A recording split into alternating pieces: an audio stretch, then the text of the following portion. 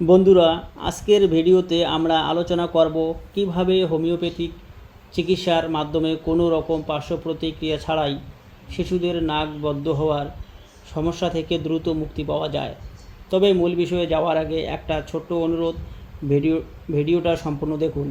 আর যারা চ্যানেলে নতুন তারা চ্যানেলটিকে সাবস্ক্রাইব করে পাশে থাকা বেল আইকনটি প্রেস করে দিন, যাতে স্বাস্থ্য সম্পর্কিত এমন ভিডিওগুলো আপনি মিস না করেন। তাহলে চলুন আর দেরি না করে মূল আলোচনায় যাওয়া যাক। ঋতু পরিবর্তনের এই সময়ে ঠান্ডা লেগে ছোট্ট শিশুদের নাক বদ্ধ হয়ে যাওয়া একটি সাধারণ সমস্যা। নাক বদ্ধ থাকার কারণে শিশুরা ঠিকমতো ঘুমাতে পারে না, বুকের দুধ বা খাবার খেতে কষ্ট হয় এবং মুখ দিয়ে শ্বাস নিতে বাধ্য হয়।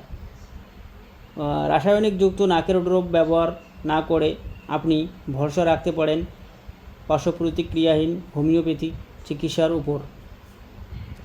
হোমিওপ্যাথি প্রধান ও কার্যকরী ওষুধগুলি হলো অ্যামনকার্ব।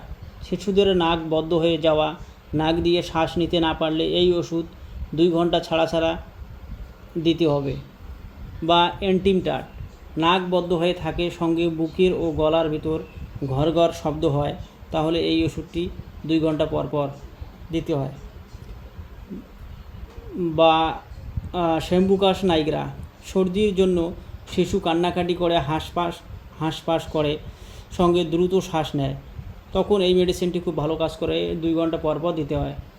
বা নাক্স ভূমিকা, দিনের বেলায় প্রচুর পরিমাণে তরল সর্দি হয় এবং রাত্রিতে নাক বদ্ধ থাকে, সঙ্গে হাসি থাকে, নিঃশ্বাস ফেলবার সময় শো শব্দ হয় এবং কোষ্ঠকাঠিন্য থাকে।